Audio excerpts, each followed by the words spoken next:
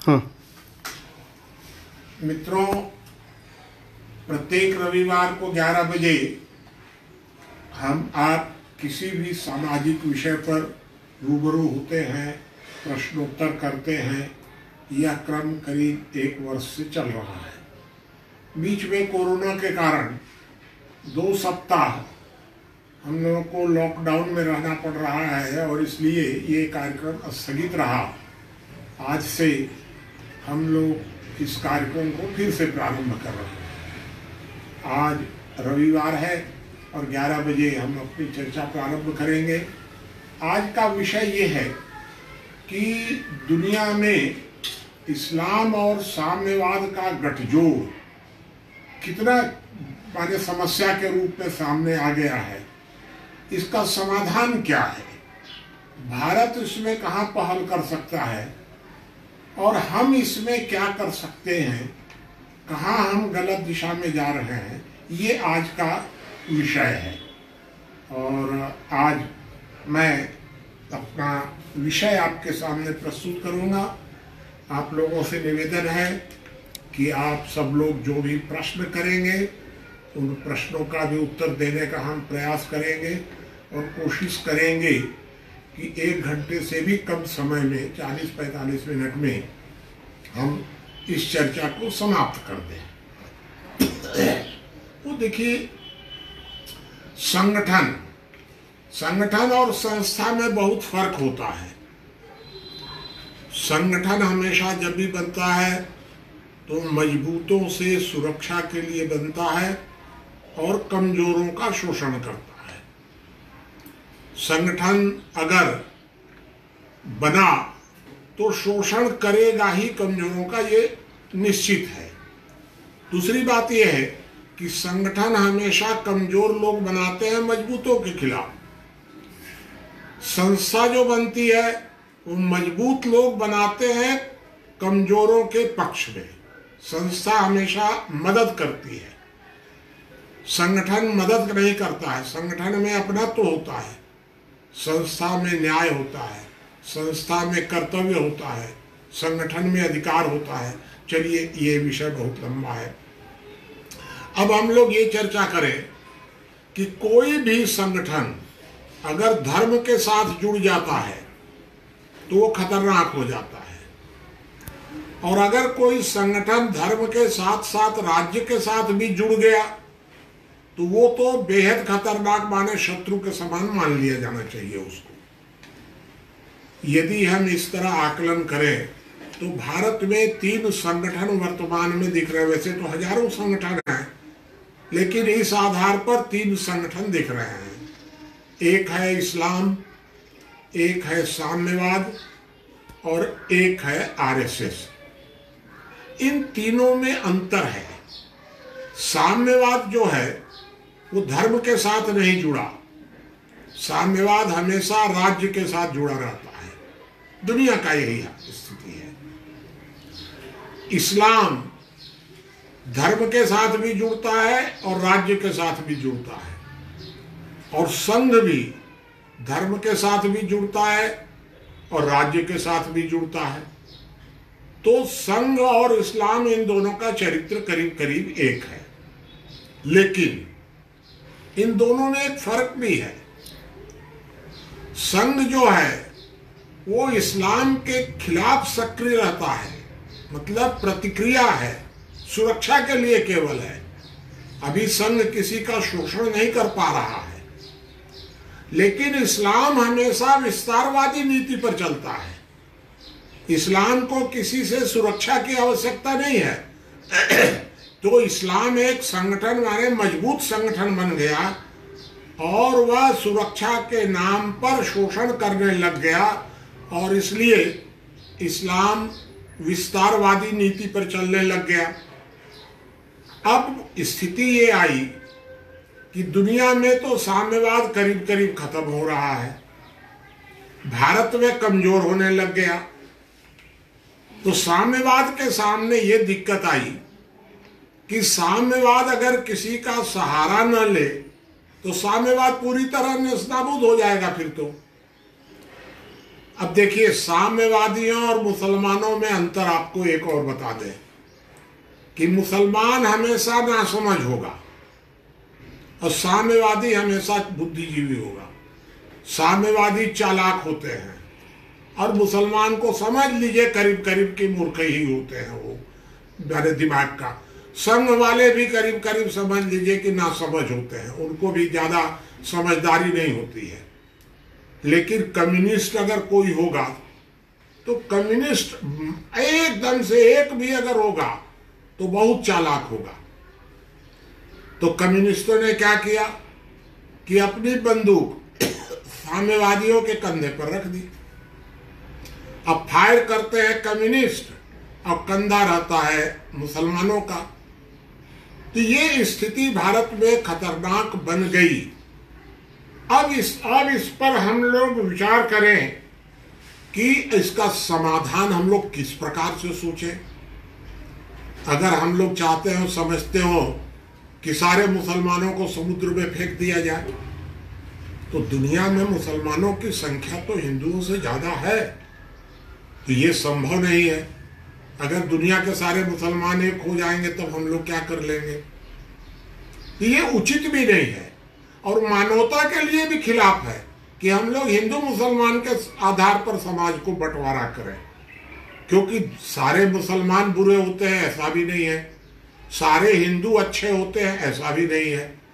हिंदुओं में भी मान लीजिए कि भारत में सारे मुसलमानों को खत्म कर दिया जाए, खाली हिंदू हो जाए, मान लें, हम एक कल्पना कर लें, तो चोरी डकैती रुक जाएगी कि बलात्कार रुक जाएंगे कि मिलावट रुक जाएगी, क्या रुक जाएगा?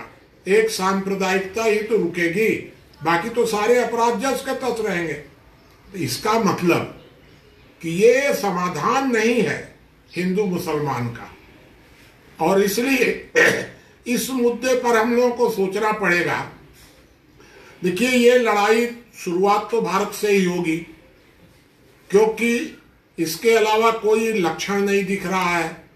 पहली बात तो ये है कि जहां मुसलमान ताकत में है वहां दूसरा कोई लड़ने वाला है ये नहीं है, वो तो उनका तो अपना सरिया चलता है।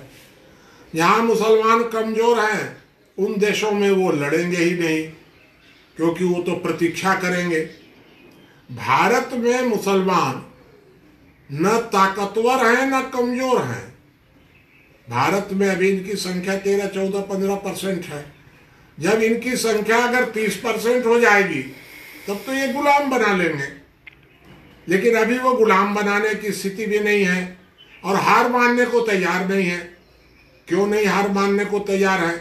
क्योंकि भारत का आम मुसलमान ये महसूस करता है कि अरे भाई, हमारे पूर्वज तो भारत के राजा रहे हैं, शासक रहे हैं, हम तो हिंदुओं को गुलाम बना के रखे थे। ये इनके दिमाग में है। अब भी भारत का आम मुसलमान ये सोचता है कि स्वतंत्रता के बाद जब कांग्रेस पार्टी आई तो कांग्रेस पार्टी ने इन लोगों को और भीमराव अंबेडकर ने, इन लोगों ने मिलकर के मुसलमानों को खुली छूट दी, हिंदुओं को दूसरे दर्जे का नागरिक बना के रखा 70 वर्षों तक। इनका मनोबल बढ़ा हुआ था। अब मोदी के आने के बाद इनको लग रहा है कि अरे ये क्या हो गया। तो ये टकराने के मूड में है, हार मानने के लिए मूड में नहीं है। और दूसरा एक बात और है कि हमारे कश्मीर और पाकिस्तान बगल में, तो लड़े बिना तो ये मानेंगे ही नहीं, और जब भी ये टकराव होगा तो पाकिस्तान कूदेगा ही। तो इसलिए ये इस लड़ाई की शुरुआत तो भारत से होगी। आगे क्या होगा पता नहीं है, दुनिया में कौन किधर जाएगा ये सब बाद की बात है, लेकिन यह लड़ाई भारत से शुरू होने की ज्यादा संभावना है। अब प्रश्न उठता है कि समाधान क्या हो। सारे मुसलमानों को हम समुद्र में डाल नहीं सकते, उचित भी नहीं है। तो इसका एक समाधान दिखता है। मुसलमानों में सब लोग बुरे नहीं हैं, बहुत से मुसलमान ऐसे हैं कि जो लड़ाई झगड़ा नहीं चाहते हैं। लेकिन जब आप ये कह देते हैं हमारे संघ वाले हर मुसलमान बुरा है, तो ये बताइए कि जो मुसलमान लड़ाई झगड़ा नहीं चाहता होगा वो किधर जाए? मुसलमान उसको स्वीकार नहीं करेगा, हिंदू उस पर संदेह करेगा, तो बेचारा जाए कहाँ? इसलिए कोई मुसलमान सामने आने को तैयार नहीं है मुसलमानों के खिलाफ में। ओवैसी जो बोल दे, उमर अब्दुल्ला जो बोल दे, बेचारे शांति प्रिय मुसलमान भी चुप रह जाते हैं। अगर हम एक ऐसा मार्ग बनावें कि धार्मिक मुसलमान और सांप्रदायिक मुसलमान माने संगठित मुसलमान, इन दोनों की एक विभाजन रेखा बना दें, साफ साफ दिखे कि ये धार्मिक है और ये सांप्रदायिक है। धार्मिक मुसलमान की पहचान क्या होती है? धार्मिक मुसलमान 5 मुद्दों पर काम करता है। तौहीद, रोजा, नमाज, जकात, ये मुख्य है उसके 5 जो कुरान में बताए गए हैं, इनको वो मानता है। और जो सांप्रदायिक मुसलमान है वो सबसे ज्यादा चिंता करेगा शरिया, शादी विवाह के नियम, तलाक, कितनी औरत रख सकते हैं, ये सब बहुत ज्यादा चिंता करेगा। उसको बहुत इसकी चिंता है कि शरिया होना चाहिए। धार्मिक मुसलमान शरिया फरिया को हटा, शरिया उरिया, हमको तो 5 धार्मिक मुद्दे चाहिए, ये इनकी पहचान है। धार्मिक मुसलमान जो होगा वो घर में भी नमाज पढ़ लेगा, और जो सांप्रदायिक मुसलमान होगा वो जान दे देगा लेकिन मस्जिद में ही जाएगा, क्योंकि मस्जिद में जाकर के नमाज के नाम पर योजना बनाने का अवसर मिलता है। इन तबलीगियों से उनको भाषण देने का, सुनने का अवसर मिलता है, इसलिए मस्जिद में इकट्ठा होते हैं ज्यादा। ये सब समझने की बात है। तो इन सब का एक अंतर समझने की जरूरत है। और लेकिन हम भारत में कैसे समझे कि ये मुसलमान शरिया वाला है और ये मुसलमान धार्मिक है? अंतर क्या करें? क्योंकि सबका दाढ़ी एक समान, सबका मूंछ एक समान, सब माने मिले जुले हैं ये लोग। एक अंतर हम लोगों को करना पड़ेगा कि धार्मिक मुसलमान और संगठित मुसलमान में क्या फर्क करें। तो हम एक फार्मूला बता रहे हैं आप लोगों को, सीधा फार्मूला है। जो मुसलमान कॉमन सिविल कोड का विरोध करे वो सांप्रदायिक मुसलमान, जो मुसलमान हो चाहे, जो सांप्रदायिक अगर है तो समान नागरिक संहिता का विरोध करेगा ही।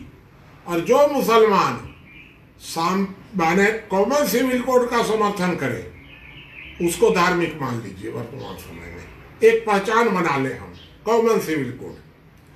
जो हिंदू राष्ट्र का समर्थन करे वो सांप्रदायिक हिंदू। हमको नहीं चाहिए भारत में कोई हिंदू मुसलमान राष्ट्र, भारत में कॉमन सिविल कोड हमको चाहिए। हम न हिंदू और मुसलमान में भारत का यदि विभाजन करेंगे तो गृह युद्ध हो जाएगा, बहुत लोग मारे जाएंगे और नतीजा कुछ नहीं निकलेगा। एक बीमारी गई, दूसरी बीमारी आ जाएगी। ये हम लोगों को अंतर करना पड़ेगा। सबसे अच्छा भारत में अभी ये हुआ है कि ये तबलीगी लोग जो आए ना, इन तबलीगियों ने आकर के मुसलमानों का भेद खोल दिया। ये माने मूर्ख तो होते ही हैं, तबलीगी कुछ और ज्यादा मूर्ख हैं, अति मूर्ख हैं। उनको कुछ पता ही नहीं, वो तो गुप्त रूप से आके मस्जिद में मुसलमानों को भड़का भड़का के चले जाते थे। अब ये तबलीगी लोगों का अभी भेद खुला तो पता चला कि मुसलमान कितना बदमाश होता है और कितना मूर्ख होता है। दोनों बात है उसमें, क्योंकि दिमाग तो होता नहीं इन लोगों के पास।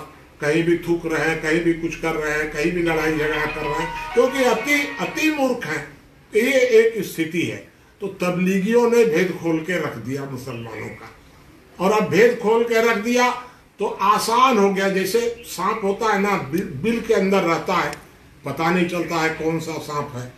अगर बिल में डोरी का खली रख दिया जाए, जला दिया जाए, तो सांप बाहर आ जाता है। अब बाहर आ गया तो मारना आसान हो गया। तो ये तबलीगी लोग जो अभी किए ना, ये आसान हो गया मुसलमानों का भेद करना। अब जो तबलीगियों का समर्थन करे, आंख बंद करके कट्टर मुसलमान, एकदम कोई सोचने का जरूरत नहीं है। जो मुसलमान तबलीगियों का समर्थन करे, जो तबलीगियों का हिंदू समर्थन करे, वो कम्युनिस्ट सीधा। और इन दोनों का गठजोड़ हम लोगों को बहुत खतरनाक बन गया है। इन लोगों से निपटना पड़ेगा, और हम साम्यवादियों से निपट नहीं सकते हैं, क्योंकि कंधा तो सामने तो मुसलमान दिख रहे हैं, हमारे तबलीगी दिख रहे हैं, तो हम साम्यवादियों पर आक्रमण कैसे करेंगे? तो हमारा आक्रमण तो इन्हीं के ऊपर होगा। इन मूर्खों को कुछ समझाने की जरूरत है, कुछ दबाने की जरूरत है। और हमको ये साफ साफ दिख रहा है कि हम लोग एकदम माने संघ वाले जो है ना, ये बहुत गड़बड़ कर रहे हैं वर्तमान समय में। दुनिया को इकट्ठा ही नहीं होने दे रहे हैं। हिंदू राष्ट्र, अरे ना समझो, इस समय हिंदू राष्ट्र नहीं, इस समय दुनिया को इकट्ठा करने की जरूरत है। हिंदू मुसलमान का मुद्दा नहीं है ये मुद्दा आतंकवाद का है, ये मुद्दा है, ये मुद्दा साम्यवादी और मुस्लिम गठजोड़ से टकराने का है। और इसलिए दुनिया को एक होने दो। तो इसलिए हमको जिस तरह मुसलमानों से निपटना है, उसी तरह इन मूर्खों को भी समझाना है कि नहीं भाई, अभी कॉमन सिविल कोड चलने दो। ये मेरा एक संदेश है। आप लोग जो प्रश्न करेंगे तो हम आपको और कुछ समझाने की कोशिश करेंगे। तो ये प्रश्न कहाँ से शुरू होगा? चलो हाँ, एक एक प्रश्न सब लोग करो। जो आपने बताया कि धार्मिक मुसलमान और संगठित मुसलमान, तो उसमें समाधान में तो कहीं भी नहीं दिख रहा है कि हम लोग धार्मिक मुसलमानों का शोषण होने से कैसे रोकेंगे। क्योंकि जो आज की स्थिति दिख रही है, जो संघ वालों की रणनीति दिख रही है, उसमें तो लग नहीं रहा है कि हम लोग भेद भी कर पाएंगे और बचा पाएंगे। एकदम माने संघ वालों का पीछा छोड़ो, मोदी के पीछे चलो। नरेंद्र मोदी सब ठीक निपटा रहे हैं एकदम। ये संघ वाले गड़बड़ कर रहे हैं। तो इसलिए इस समय सीधा सीधा दिख रहा है कि एकदम नरेंद्र मोदी के पीछे चलने की जरूरत है। नरेंद्र मोदी साहब का अलग अलग पहचान करा देंगे कि कौन धार्मिक मुसलमान, कौन संगठित मुसलमान। कुछ ज्यादा सोचने की जरूरत नहीं है। और दूसरी बात यह है कि जब दिया जलेगा ना, तो फतिंगा अपने आप आएगा। तो जब हम लोग कॉमन सिविल कोड सामने ले आएंगे तो ये अपने आप आकर के कूदेंगे, मरेंगे। हम लोग को करने की क्या जरूरत है? और प्रश्न चलो, मैं ये पूछ रहा था हाँ। कि मुसलमानों की वजह से आतंकवाद बहुत बढ़ रहा है, तो इसको कैसे कंट्रोल कर सकते हैं? नहीं, मुसलमानों के कारण आतंकवाद बढ़ रहा है और ये पूरी दुनिया में बढ़ रहा है, केवल भारत में नहीं बढ़ रहा है। पूरी दुनिया मिलकर के सोच रही है इस संबंध में। और आतंकवाद को रोकने के लिए हमारी सरकार पूरी तरह सक्रिय है। और दुनिया के अभी ट्रंप भारत में आए थे, तो ट्रंप भारत में आए तो ट्रंप ने भारत में आकर के ये भाषण दिया कि दुनिया के लिए इस्लाम खतरा बन गया है। ये ट्रंप बोला यहाँ पर। और संघ वाले क्या बोले? ट्रंप का विरोध करो। मोदी ट्रंप का समर्थन कर रहे हैं और संघ वाले विरोध कर रहे हैं। नासमझों को क्या कहा जाए, माने ये स्थिति है। इसलिए आतंकवाद पर नियंत्रण तो होगा, सारी दुनिया मिल करके कर लेगी। ये कोई चिंता का विषय नहीं है। बाबा जी, आपने बताया कि इस समस्या का टकराव भारत से होगा, ऐसा क्या लगा? नहीं, क्योंकि सारी दुनिया में कहीं भी हिंदू मुसलमान का सीधा टकराव होने की गुंजाइश नहीं है। यहाँ मुसलमान ज्यादा हैं, वहाँ भी हैं, और जहाँ मुसलमान कमजोर हैं वहाँ दबे हुए हैं। भारत में 70 साल तक इनका मनोबल बहुत ऊंचा हो गया।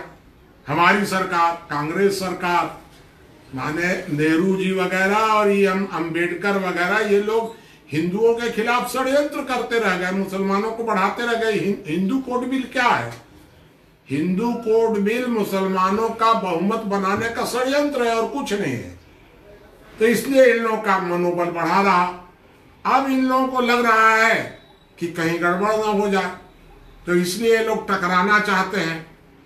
अब हम लोगों को बहुत सोच समझ करके इस टकराव की स्थिति में चलना है, आंख बंद करके नहीं। कि जैसे सांप है, अब हर सांप को हम मारना शुरू कर देंगे तो जहरीले सांप बहुत कम होते हैं, हरहरवा सांप ज्यादा होते हैं। हरहरवा और कौन कौन सांप जो है, ये सब ज्यादा होते हैं। हर सांप को मारना शुरू कर देंगे तो हम तंग हो जाएंगे। इसलिए हमको पहचान बनानी पड़ेगी कि कौन सांप्रदायिक और कौन धार्मिक। और पूछो।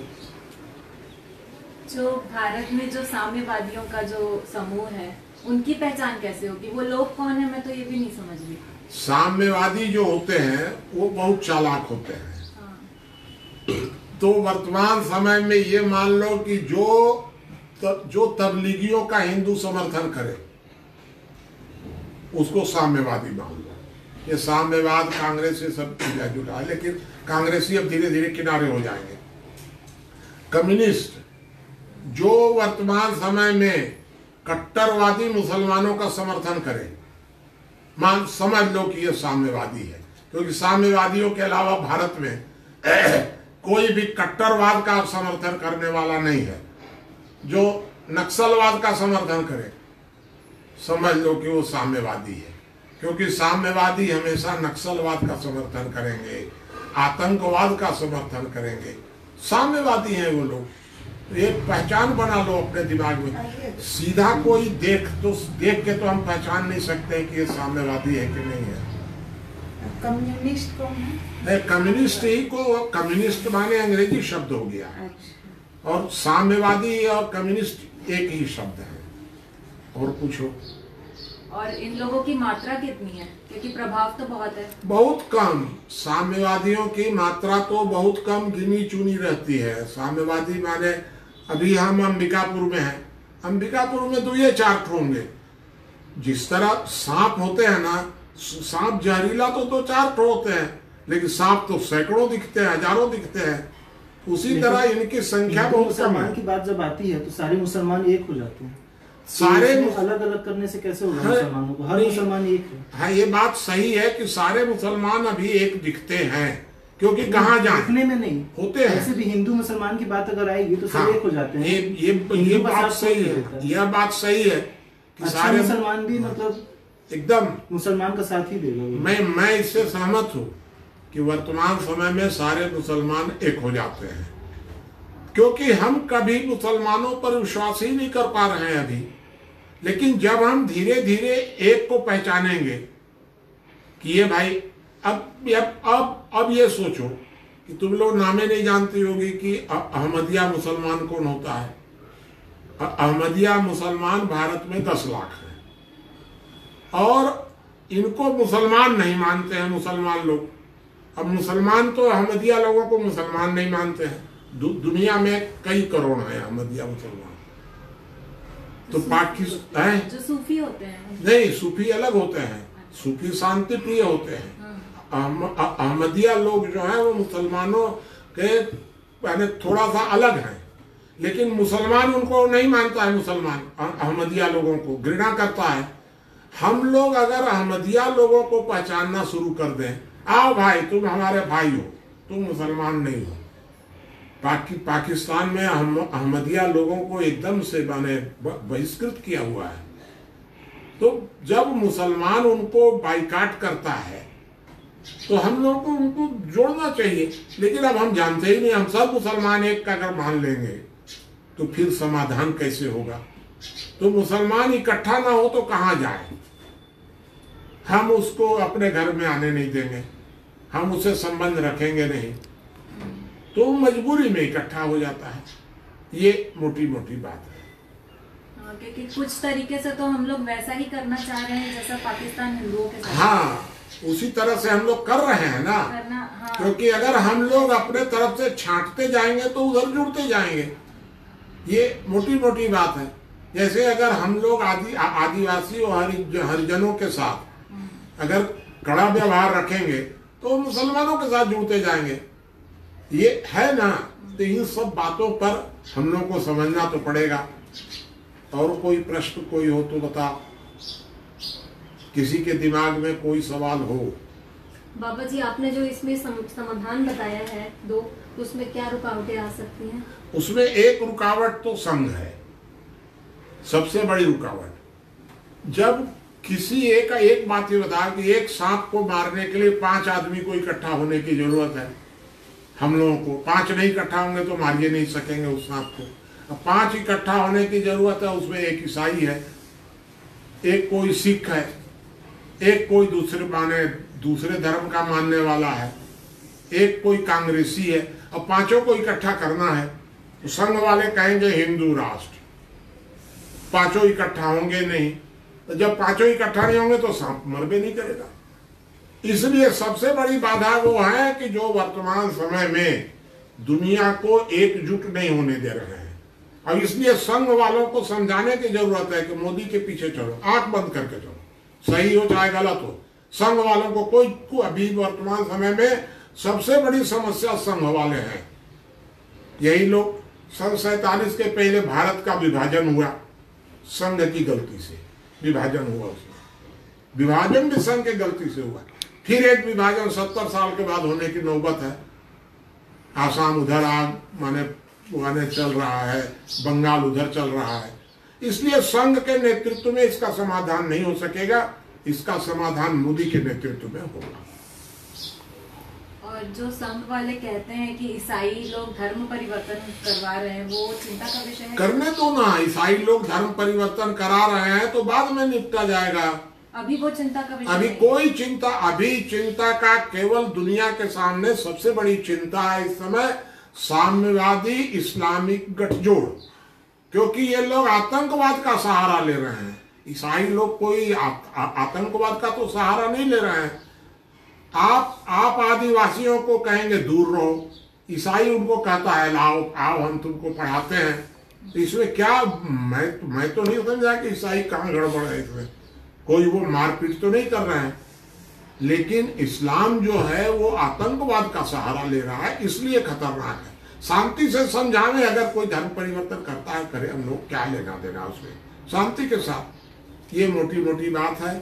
तो अब अगर हम लोग समाप्त करें, आज हम लोग इस विषय को यहीं पर समाप्त करते हैं और फिर अगले सप्ताह रविवार को 11 बजे किसी एक नए विषय के साथ नए तरीके से आप लोगों के सामने फिर प्रस्तुत होंगे। नमस्कार।